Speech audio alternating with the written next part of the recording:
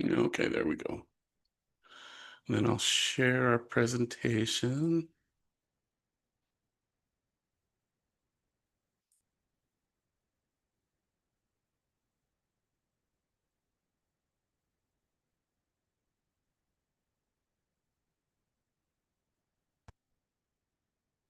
All right. Okay, I believe this is kind of where we left off. We just finished talking about functionalism and functionalism and structuralism. And so one of the first theories we're going to look at is a structuralist theory. It's based on that there's structures of the mind that give a way to our mental processes. Okay. Um, Probably, if you've heard anything about psychology, this person probably comes to mind, but it's Dr. Sigmund Freud. And you probably have heard some controversial things that he's done, but he's probably one of the more well-known psychologists or and psychiatrists that we can start with. The reason I like to start with Sigmund Freud is for two reasons. One, he laid the groundwork for the idea that theories can guide research, it can guide what we do, and that we can come up with theories and structures of the mind. And he was one of the first to provide a formalized theory of mental life and personality, and even of dysfunction. So, however, one of the criticisms that we're going to have is even though he wanted it very scientific, his theory is not very testable. It doesn't really lend to scientific investigation, which we'll get to as well. But some of the ideas of his theory we've expanded on and taken from.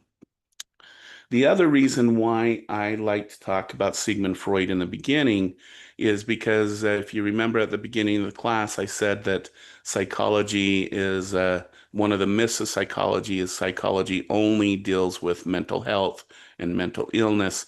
And this is kind of where some of those um, um, myths come from, is that when we look at Sigmund Freud, first of all, we should note that he never wanted to become a psychiatrist or a medical doctor or a psychologist. That was not his desire.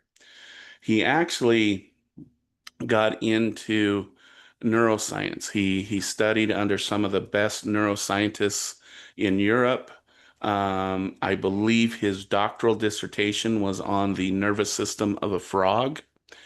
But because at that time, because he was Jewish, once he wanted to get into the field of science, none of the scientific academies or societies would let him in. So his only choice was to then go finish with his medical degree and psychiatric degree and start a practice. Okay. Now, he did do it within psychiatry because it was closely related to neurology and the like. And he saw the typical clients that you would see in that you would go see for a neurologist today. Okay. But the other aspect of his practice is that there was a practice of dealing with things like mental illnesses and the like. And at the time, one of the main mental illnesses was what's called histrionic or hysterical disorder. Okay. Hysterical disorder is characterized by sudden emotional outbursts, moments of uncontrollable anger or sadness that are displayed in the individual. And if you can imagine, at the time, this is a time and period in both here in the United States and in Europe where a woman could not go see a doctor without her dad or her husband's permission. Okay.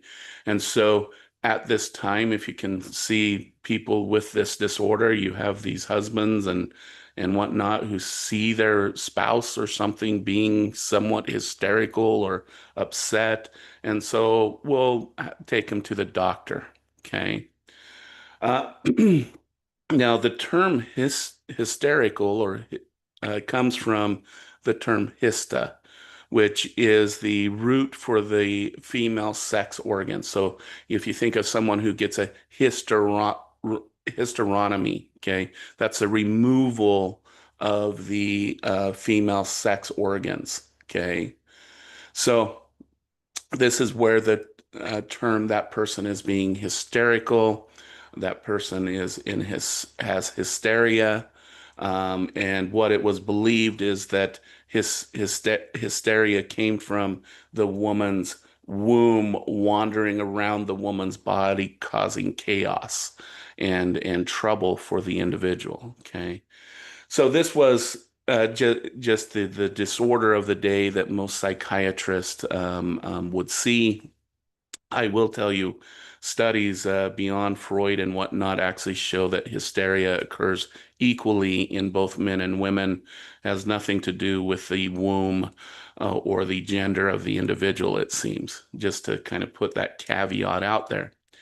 But one of Sigmund Freud's colleagues and someone he was consulting with was John Brunner. Okay. And Brunner was involved in a case of the famous case of Anna O. And kind of to give the abbreviated version of this is that this individual came to Bruner and told Bruner that she is telling everyone around her that they need to go to him for treatment. And Bruner kind of confused and as the story goes and asks her why. Why is it that she's promoting his practice so much? And she said, well, when I come here and we talk, after I leave, I'm relieved of all my symptoms for at least 4 to 5 weeks before they start coming back. And then I come and talk to you some more and they go away again. And she says, I feel like this is a treatment of of of my hysteria. Okay. And Bruner thought about this, got with Sigmund Freud, and they developed this thing they called the talking cure. The talking cure is the grandfather, if you want to say, of modern psychotherapy, modern counseling, as it is done in the Western um, um, cultures. Okay, with the trained professional, you go to their office, you sit with them, you talk, and work through things. Okay, this is kind of the start of that type of relationship. Now, this left Sigmund Freud with a conundrum, okay? How is it that talking to someone else can tell you something about yourself? Don't we have access to all of our memories and our ideas and whatnot? So shouldn't we be the expert on who we are? And so he started to develop a theory of the unconscious, that maybe what it is that we have these unconscious drives that drive our behavior that we have no awareness of. And because I'm a doctor and I'm a professional and all these kinds of things, I'm able to recognize those things that my client can't recognize. Okay, because they don't have mental access to them.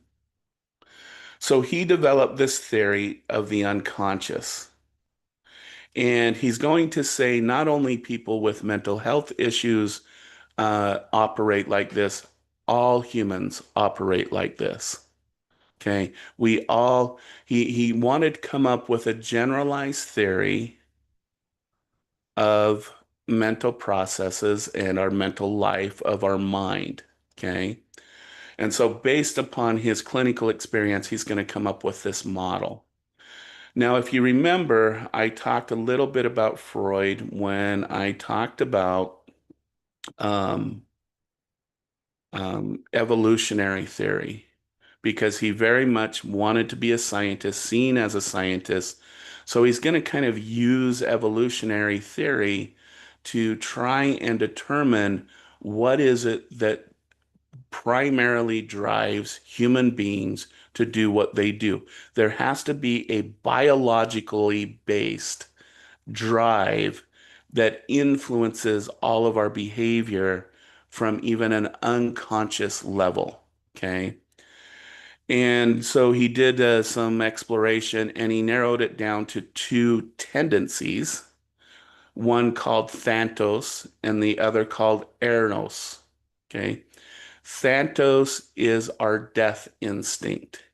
He's going to state that there are two truths in the world that we will protect through aggression what we have, and we will eventually die someday. That's the Thanatos instinct, if we want to put it that way. Eros is the love instinct. It is the instinct to go bond with another person and create life. Okay. However, these are concepts. They're not drives. They're not biological drives. So Freud needed to reduce these to a biological level. So he's going to reduce Thanatos to aggression, to physical aggression.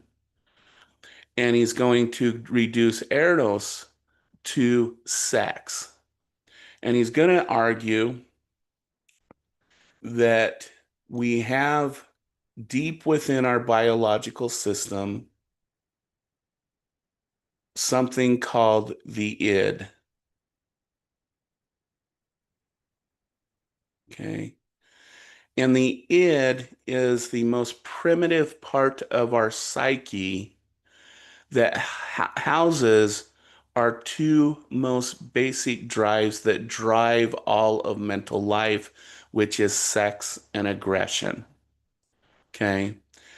And he's going to house the id in the unconscious. Okay.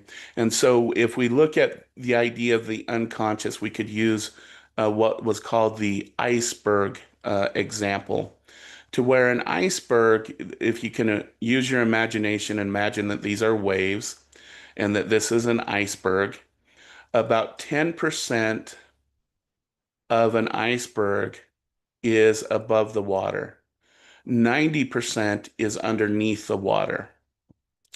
And what Freud's going to say is this 10% that is above the world is our conscious world, what we understand, feel, think about our world, our memories, all of those things that we can have that's safe for us. Okay. But he's going to say that 90% of our existence, of what makes us do what we do, are underneath the water in the unconscious. And this is where the id that gives energy to all of our psychic being exists. Okay. However, there's a problem. Okay. If you think about evolution and surviving, if humans just operated on sex and aggression, every time we would get with a bunch of people, we'd either be trying to have sex with them or beat them up. Okay. And that does not deal well with survival. We probably would have not survived long as a species. Okay. So what Freud argued is the id developed what is known as the ego. Okay. The ego has access to the external world and has access to the needs and desires and the wants of the id. Okay. And the ego, whoops, sorry. And the ego acts as an executive, making decisions about how it has to satisfy the urge of the id while responding to the demands of the outside world, such as social interaction, survival needs of getting food and water, proving that you're worthy of reproduction, all of those kinds of things. And it then determines the action of the individual. Now, So we have this interaction. Now, as societies get more and more complex, the urges of the id, according to Freud, become very overwhelming when we start living in city states and all of these other things. So he argued there's one other component of the unconscious that we developed, and that is what's known as the super ego. Okay. The superego operates on what's known as the idealistic principle. It is the quote unquote moral part of the unconscious mind. It tells us how and what we should act like in a proper situation in a proper society. Okay. Now, note I use the word moral because we will talk about morals throughout this class in different ways. Different psychologists have addressed it. But for Freud, morality does not equal happiness. Morality equals perfection and social perfection at that.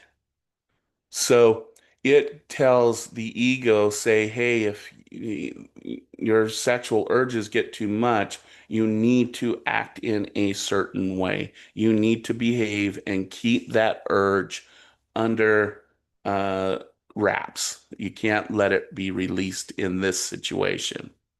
Okay. All right. So here's the basics of the model. I will also state that Freud also was the first to emphasize the importance of early childhood, but we're going to leave his psychosexual developmental theory for the developmental section. But he did state that where the dysfunction in these three components happens is in the relationship between the child and the parent in early childhood and in early development. Um, and so, but we're going to leave that at this point right now because we just wanted to give a basic overview of his model.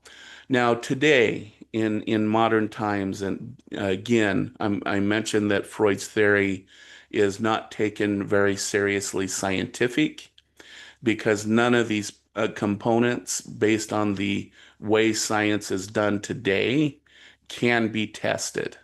They don't fit the models we have to test different parts of the mind. So one of the criticisms of Freud's theory is even though he wanted to make it very scientifically based, he didn't develop a model that could be lent to scientific investigation.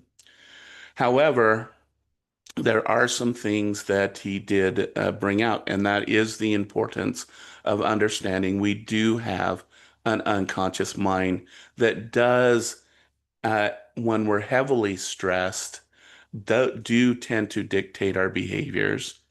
But when even we're not stressed, it prepares us to act. Okay. And we will talk about this specifically in sensations and perceptions where we get stimulus from the environment, and the majority go through the limbic system first, which is largely unconscious, prepares us to act, and then there's about a 1 to 2 second delay before it goes up to the higher cortical areas of the brain where we have a conscious reality of what the body is trying to do or why you're having a certain emotion, as you would say. Okay. Other aspects of his theory, again, he did influence modern counseling, therapy, those kinds of things. But that's kind of the basis of his model. And the other thing that we should note is the notion of drives. Okay. We do have a sexual drive. We do have a protection drive. We have a separate romantic love drive that is completely separate from both of those. We also have a drive towards eating, drinking, um, healthy water. Okay. We have all of those keep us warm, shelter, all of those basic drives. that do influence our behavior, sometimes consciously, sometimes unconsciously. It's a combination of both. I will say we do have much more of a robust conscious world than what Freud gave us credit for, but it is an interplay between the two that gives rise to our behavior, as we will see as we move through the course. Okay, so this is Freud, and now let's talk about some psychologists here in the United States. Okay. You remember William James said, we want to know the function of the mind and we want to do it through scientific means. Okay. Well, there's a group of psychologists that are going to really take off with that because they are getting concerned that with like Freudian and Wundtian psychology and scientific methodology, where we were heading more back into the philosophy and philosophical approaches than scientific approaches. Okay. So mainly two individuals, but I'm going to tell you this developed what's known as the behaviorist movement. And this movement is going to heavily influence psychology here in the United States. It's going to dominate psychology here for about 60 years. And I will say, even when I did my undergraduate, I studied for a few years under a behaviorist psychologist.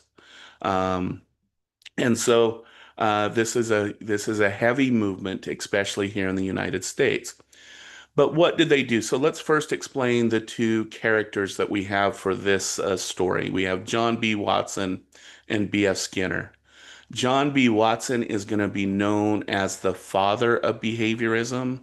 I think it was in the late 1920s, early 1930s. He wrote the Behaviorist Manifesto that said, this is the issue. Psychology is not being seen as a science, and we need to create a serious science for psychology.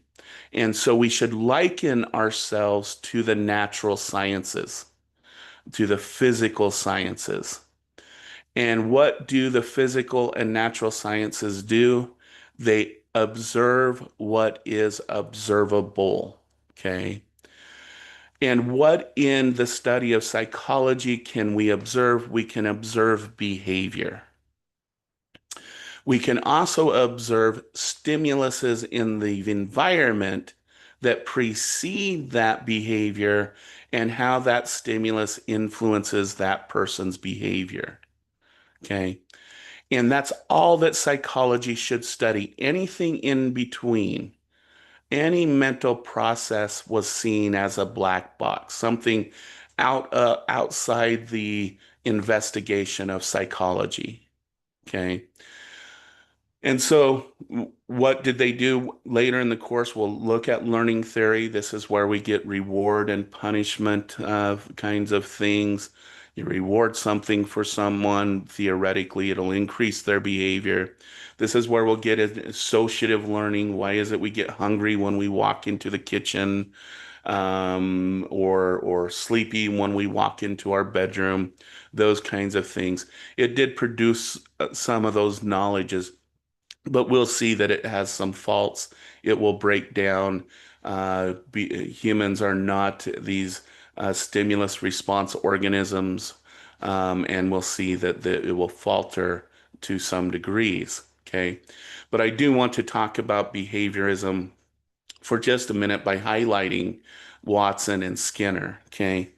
John Watson, I think we talk about this when we get into the developmental section, but definitely in the learning section, is he's the psychologist who did what's known as a famous Little Albert experiments, where he wanted to prove that behavior is conditioned, that we're not born fearful, we're not born with phobias. Okay, they're learned. Okay, so he took a little infant named Little Albert. He wanted an infant because he didn't want experience to bias his results.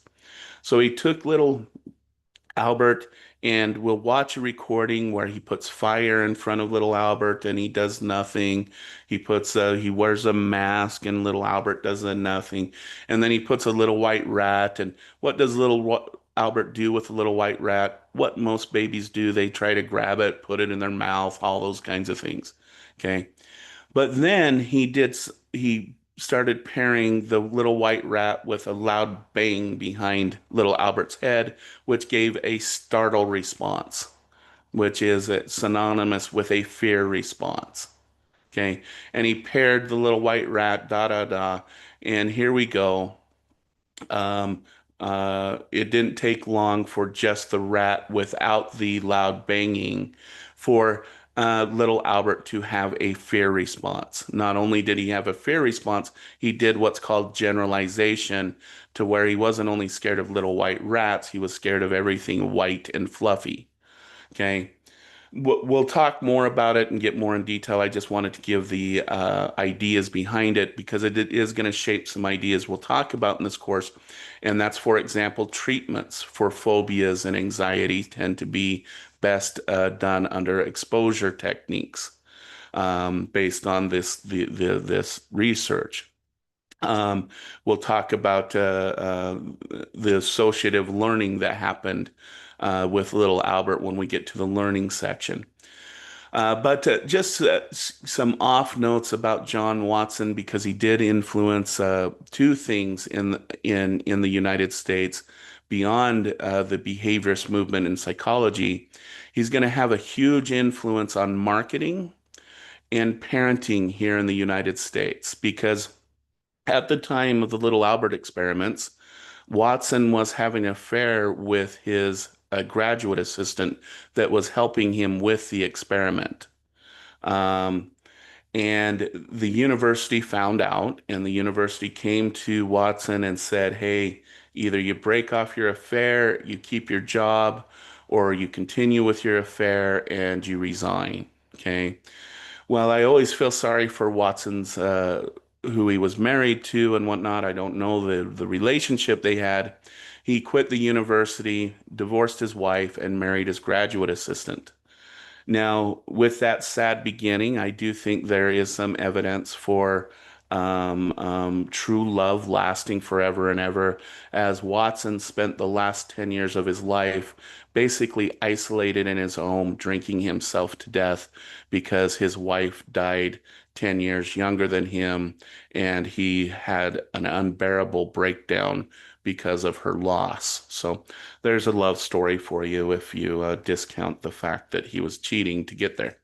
Anyways, beyond that, so he leaves university and he writes a parenting book based on the behaviorist um, um, um, systems, reward, punishment, associative learning. In fact, him and B.F. Skinner are going to say, bring me your child. And just by using the principles of operant and classical conditioning, I will make them into whoever you want, an attorney, a garbage man, a merchant, a president of the United States. Okay. And in fact, B.F. Skinner took this to another level. You see these boxes behind here. These are called Skinner boxes. And this is where he would train pigeons using reinforcement and punishment. He actually created child-sized boxes for children, and his intent were to put children in them and prove they could be conditioned like pigeons. Fortunately, the social services got involved and said, no, you're not. B.F. Skinner said, well, I'll use my own children then. And social services said, not if you want to keep them. And so, fortunately, no child was ever put in one of these boxes to prove that they could raise them to be who they want. But going back to John Watson, he wrote a parenting book. And if you know the culture here in the United States, when someone looks at a child who's acting out, who is not behaving correctly, Uh, People often wonder, where did their parents go wrong? Why didn't they raise them better than that? Um, because based on Watson's first parenting book, he said that a parent has complete control over the stimulus response environment of their child. Therefore, if the child turns out rotten, the parent did not set up the environment and the reward punishment systems that should have been in place appropriately. So it is the parent to blame for how a child turns out. And if you think about this in the American culture, this is still part of our cultural beliefs about families and children who misbehave. Thinking that's changing, and I hope it is, but that's one influence that Watson had on the United States parenting landscape. Okay. The other thing that he had a huge influence on was marketing. Okay. He was hired by a marketing company uh, to help with a coffee company that had seen reduced sales due to increased competition. Okay. At that time, the belief was that the only way to increase sales is to increase the quality of your product. Okay. And Watson was kind of like, nah, I think there's a better way. Well, unfortunately, a better way. So what he did is he took the basic coffee can, and if you look at coffee cans pre-1930s and whatnot, they were pretty basic. They had the name of the company and where they were located, but that was about it. Okay. He took that can, but then he made another can that is really, really fancy, that was sparkly, that was appealing. Same coffee, and then he did a taste test. And he asked people which coffee do they think um, uh, tasted best. And of course, the majority of people said the coffee that came out of the fancy can. Okay. And voila, we have a new marketing strategy where companies learn they didn't need to necessarily increase the quality of their product. They just needed to increase the bling of their product, the appeal of their product. Today, I call this the Kraft macaroni and cheese effect, where people, including myself, I will admit to it, say that Kraft macaroni and cheese is superior to generic brands. Even though if you go down your grocery aisle and you pull a bunch of boxes of Kraft and generic macaroni and cheese, they all come from basically the same factories, meaning that they go through the same processes and everything else. But people like me will swear that Kraft is a better tasting product. Okay. So this is an example of that influence that he had. Okay, I'm going to finish up just so there's ways to remember Watson and whatnot. What about B.F. Skinner? I will tell you he was a hardcore behaviorist. Even on his deathbed, he was writing a manuscript defending how everything in our mental life could be explained by conditioning and reward punishment and operant, which is operant conditioning. Um, but one thing we should note, and is kind of an interesting historical note, is he actually developed one of our first precision bombs. Okay. He did so by teaching a pigeon to peck towards a target. Okay. And so when the bomb was released, the little pigeon would peck and that would adjust the flaps of the bomb and the bomb would go to where the pigeon was pecking. Okay. Now, again, I mentioned we're going to talk about morals in this class and morality and whatnot, because I think it's an interesting debate. Once people found out that a poor pigeon was going to be exploded in this act, it was never implemented. It was never used in actual live combat because there was such moral outrage that we would blow up a pigeon, but no one had any moral outrage of bombing cities and killing innocent hundreds to thousands of innocent people, especially by a bomb. You don't know where it's actually going to land, if it's going to land on its target or not. I think it's interesting that at the time we protected that pigeon, but we thought it was okay that those hundreds and hundreds of thousands of people were killed. So again, we'll get to moral debates in this class later on, but we'll come back to this one as an example. Okay. All right. So that's behaviorism. Again, this topic will come up again as we move along. The next one I want to talk about, though, is what's known as the humanistic approach. The humanistic approach came out of the dissatisfaction, as you can imagine, of behaviorism and Freudian psychoanalysis. Okay. And this is the reason why both behaviorism and psychoanalysis are deterministic theories. Okay. And what we mean by deterministic theories is you yourself do not determine your own fate, your own behaviors, your own successes and failures. In psychoanalysis, it's your unconscious that determines that, not you. Okay. In behaviorism, it is you are who you are based on a reinforcement punishment history of the past, meaning you're not here in school to make a better future. You're here in school because of a reinforcement path that led you here. Okay. It wasn't your choice to ever begin with. All right. And I'm hoping both of those are kind of hitting everyone a little bit wrong because I hope that we have some free choice or what's known as free will to determine our fates. But if these theories were taken purely as they're stated, we don't. Okay. So came along two therapists, Carl Rogers, Abraham Maslow. And again, for those who are going into counseling therapy, we started with Freud.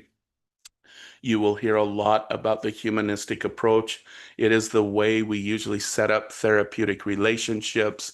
It's the way we use to connect with our client, giving them unconditional space to explore what's occurring in them, those kinds of things. But it's their theory that we're concerned with here in this class because they're going to kind of reject psychodynamics and behaviorism and say that humans can determine their own behavior. Okay. And the proof that they're going to use for this, that we have this thing called free will, actually is going to come from a philosophy at the time that was really popular. Okay. If we think about the 1950s, we just came out of World War II and World War One. We came out of, we're still active in all of these military engagements around the world. We now have a nuclear threat, and the Cold War is beginning. And the world is looking a little bit chaotic and destructive. Okay. But then comes along a philosophy that uses that. Okay. What existential philosophy is that there is no meaning in the world. The meaning is just the universe is just this chaotic, random existence. We have no meaning. Life has no meaning. And that's just what it is. Okay. So to create meaning, to create purpose, humans create things like governments, societies, cultures, religion, education, belief systems in order to give some type of purposeful meaning to our life. But what is required of that is free will and the ability to make that choice. So the basic premise of humanistic theory in a very basic way is that we choose our reality. We choose the things that we develop and build in this world collectively and individually. Okay. Now, so what would be the purpose, though, of creating meaning in the world? Okay. Well, we'll start with Maslow and we'll end with Rogers. And probably everyone in this class, probably, I don't know, has heard of what's known as Maslow's hierarchy of need, usually represented in a rectangular, little bit similar to mine, not quite. But what he argued, though, is at the pinnacle of our needs, we want to become self-actualized, meaning we want to have a complete understanding of who we are as human beings, as individuals. Okay. But in order to get to self-actualization, we have to have some other needs taken care of. Okay. And the first one, and I'm not going to label these. If you want to label them in your notes, please do. The first need that we have to have satisfied is our biological needs. So food, water, shelter, everything that biologically sustains us. If we want to think of it in modern terms, it's being able to have a job to create income to pay our rent, pay our mortgage, do buy groceries, those kinds of things. Okay. The second need we have is safety needs. We need to feel safe where we're at. We need to feel that we're not going to get harmed. Okay. The third need are our social needs. We need to have other people. We need to have good, healthy, intimate relationships. We need to have connection with our family and our community. Okay.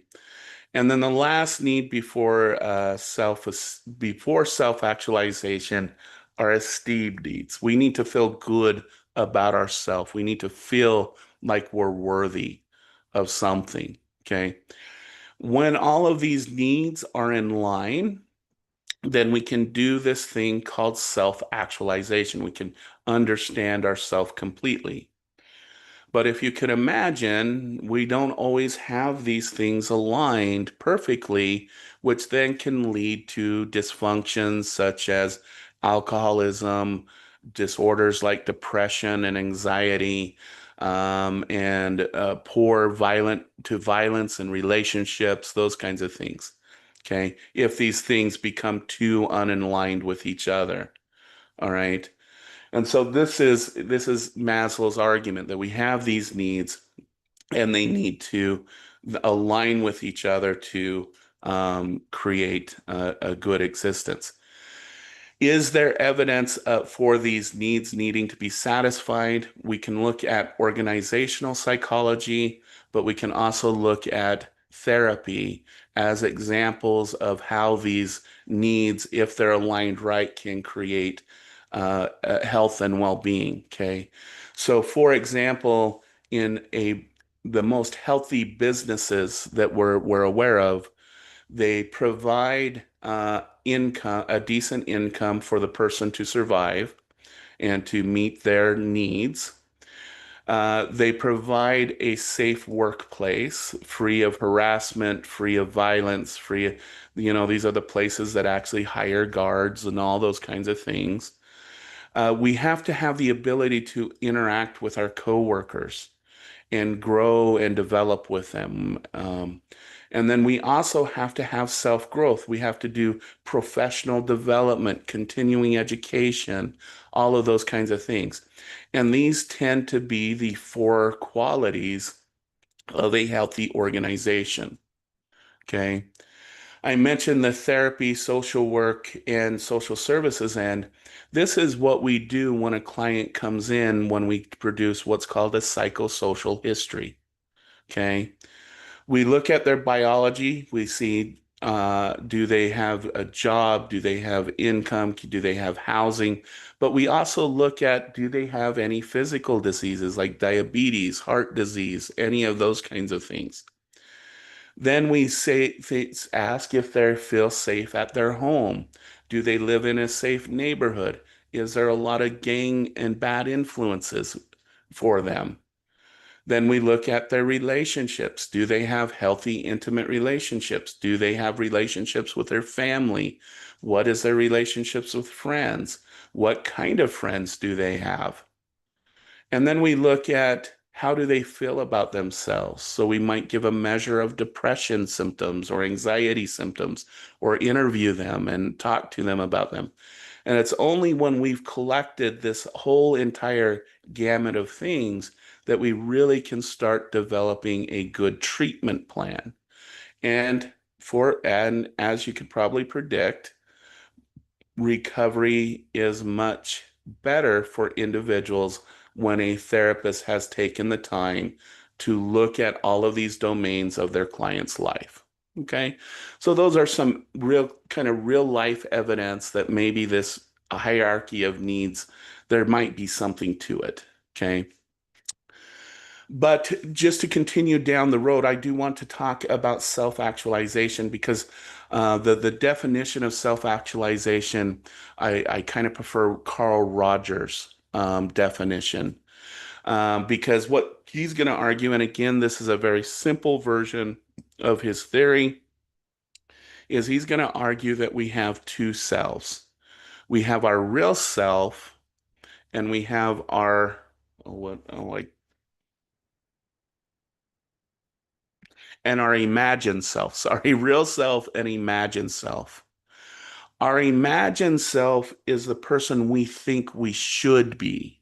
So the straight A student, the mother of the year, the employee of the year, the father of the year, the social media influencer, the rock star, the I don't know what else out there that we tend to glorify sometimes and think that's who I should be. That's the imagined self. The real self is a self right now acting in the world, being the human that you are right now. Okay. And what Rogers argued is that a self-actualized person is when the real self and the imagined self are one and the same. Okay. Now, that doesn't mean we become the rock star or the 4.0 student and all those kinds of things. Don't get me wrong on that. It's kind of, they kind of meet in the middle where you come to what's called a complete acceptance of yourself, where you accept all of your good qualities, but you equally accept all of your bad qualities. And that allows you to work on both of them equally. Okay, and use them to help each other. Okay, but it's that acceptance part that is important. Okay, now if you could imagine, if you have, so what does this mean? What does an actualized person look like in this model? Okay, well, if you can imagine, if you have complete and total acceptance for yourself, you have complete and total acceptance for others, meaning you accept another person for who they are in their totality, maybe not just what they did. Okay. So, for example, and these are some controversial examples that might bring up some emotions. Okay. Um, Assuming that a millionaire is the epitome of success and that they don't do anything wrong but success. Okay. It's defining a pedophile as just a pedophile, but ignoring that they're also a human being with other intense feelings and potentialities. It is seeing a criminal as just a criminal and that a criminal can't do anything good, and that a cop is a good guy all the time. Okay. And so, but not recognizing that they could also do bad things. It's not seeing the both sides of a whole person. Okay.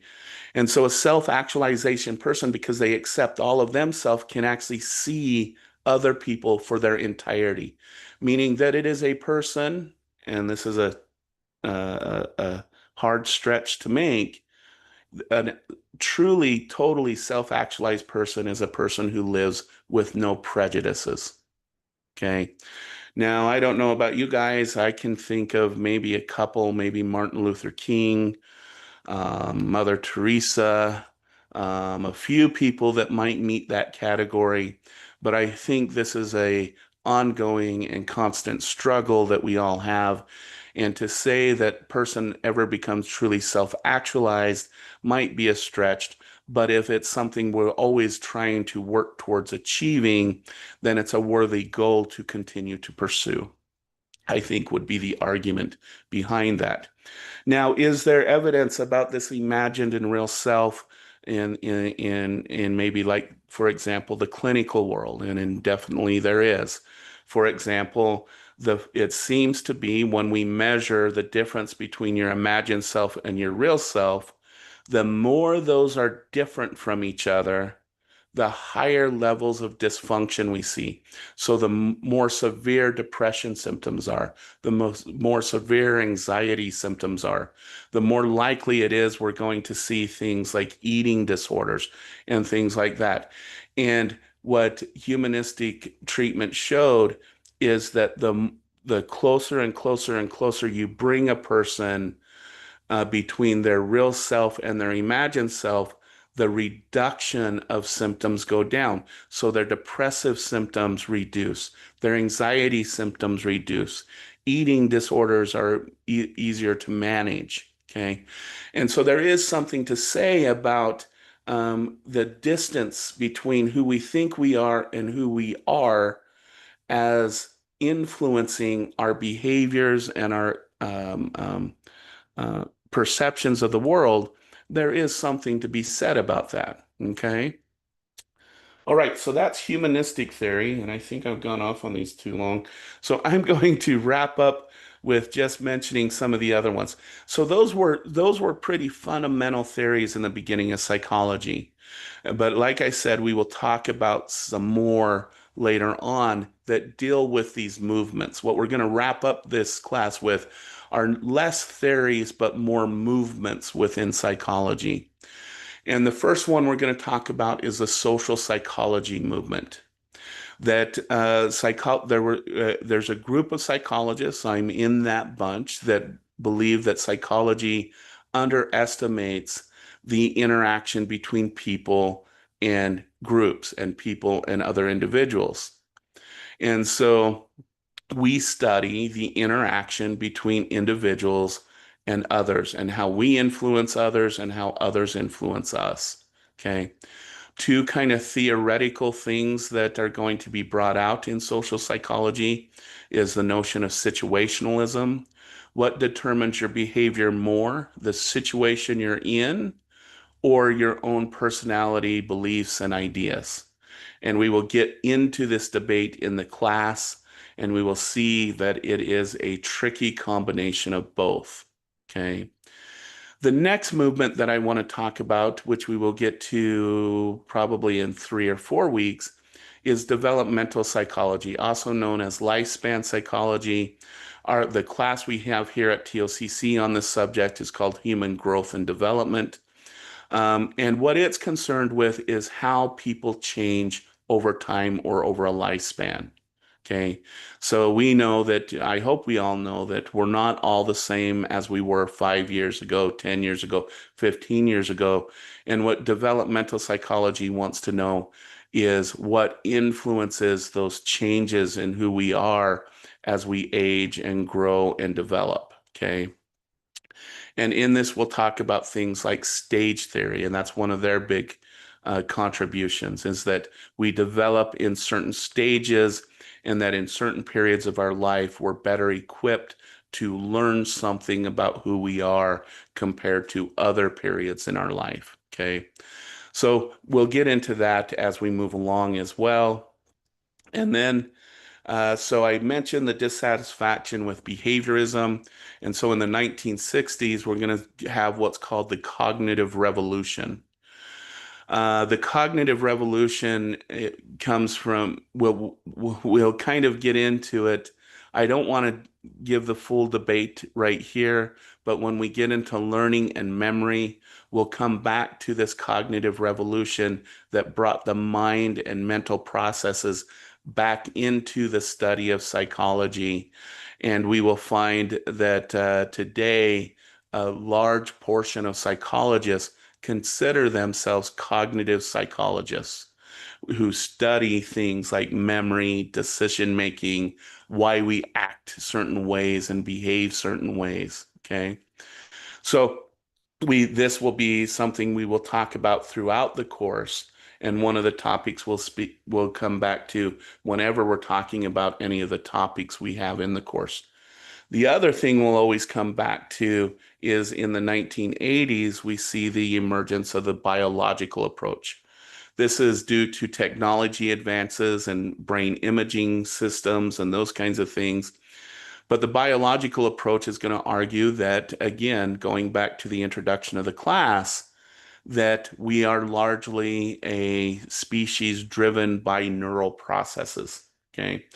And next week, we will get into the nervous system and the structures of the brain to again lay down the biological foundations of what makes us who we are. Okay. Which brings us to our last model. And this is the model, again, I've been mentioning we're using these different components throughout the class. This is what we're going to continue to use as we investigate different behaviors and psychological issues. We're going to look at the biology behind it, the neurology, the neurochemicals, what's going on inside the brain. We're going to look at the psychological mechanisms, the thought processes, and whatnot that contribute to a given behavior and mental process. And we'll look at the social aspect. How does the world, our culture, community, family, the way we view ourselves influence our behavior? Okay. All right. I'm kind of speedingly going through some stuff real quick because I want to be able to finish this for um, now. I'm going to come back to I'm going to finish with these many flavors of psychology. I'm actually going to come back to cultural and indigenous psychology soon. I'm rethinking this part of the class to kind of give it more context. So we'll come back to this. But what I want to do to finish this introductory part is to kind of give you some of the flavors and ideas of psychology. Okay. So, I hope by now you realize that psychology is a diverse field. It deals with not only mental health, but all other areas. A psychologist is usually a master's or a doctorate trained person. We mainly train in methods and statistics. When I was getting my doctorate degree, the total number of credits was 90 credits. 70 of those credits was in statistics and research methods. And that's the same for clinical and counseling psychologists. Okay. If we go through the mental health area, we can see that the thing that I do want to differentiate is clinical psychologists and counseling psychologists are different from psychiatrists. Clinical psychologists and counseling psychologists have PhDs, which means they spend their entire doctoral being studying mental health and mental illness. Okay. Psychiatrists are medical trained doctors who then, in the last 3 or 4 years of their training, specialize in psychiatric disorders. These individuals are more known to make the medical model, medications, those kinds of things. These guys are more likely to take the psychosocial model. But as I mentioned, not all psychologists perform therapy. Okay. This is just a short list of over 52 different divisions of the American Psychological Association. Okay. So I mentioned some that just do pure research. We can look at personality psychologists, experimental psychologists, cognitive psychologists, behaviorists, neuroscientists who tend to do research just for the understanding of human behavior and mental processes. Social psychologists are also largely in this area, but we also have other type of practice psychologists outside of clinical and counseling. For example, there's political scientists who look at things like voting behaviors. Many presidents had a political psychologist on their staff who would help them understand the interaction with, for example, foreign dignitaries and understand reactions to statements they made, those types of things. Media psychologists often consult on things like movies and those kinds of things, saying what would work. If you think about John B. Watson dealing with marketing, this is another example of what psychologists would do. My master's degree is actually in industrial organizational psychology. So, what these individuals largely do is we use the what we know about human behavior and mental processes to increase productivities of organizations and industries. But we also use a scientific method when an organization comes to us with a problem. We investigate it using this scientific process. And let me wrap up with this story. Let me see if I have anything more. No, we're good with that. Um, is if you want an example of some nefarious but interesting things that psychologists do, one of my good friends, I haven't connected with him for years, what is an IO psychologist, and he was originally hired by the MGM casino in Las Vegas. Um, Now, if you want to make money in psychology, this is the area to go into. Most IO psychologists make six figures within the first couple years of getting their master's degrees. But it is a lucrative field because this is something that my friend did for the MGM. So the MGM recognized, and the nice thing about a casino is you control everything. You control time, temperature, atmosphere, everything. So it's a very good controlled environment to do psychological experiments. But the thing that the MGM recognized is they had problem getting people to speedily go down a hallway into their casino. And they were frustrated that people would be lingering in the hallway instead of kind of speedily going and getting to the casino. So he did a series of experiments when I went there. He did, in malls, they do those build out walls um, where they put coming soon, and you think that there's people behind there building the little store that's going to be in the sign, and they do those build out walls. While going down the hallway, he did a series of fake build out walls that made it so that the hallway would shorten, then widen, shorten, then widen. And he wanted to know if by doing that, by varying the width of the hallway, would that encourage people to quickly or more quickly go down the hallway? I was there when he did the analysis. I did a little bit of it. It was kind of fun, and indeed it did. What they showed is that it increased the speed at which people went down the hallway to the casino by 20%. So, but that's an example of what an IO psychologist does. But they also do things with leadership and corporate growth and those kinds of things. So, okay. So I think I got through the introductory part. I did it kind of quickly today, and I apologize.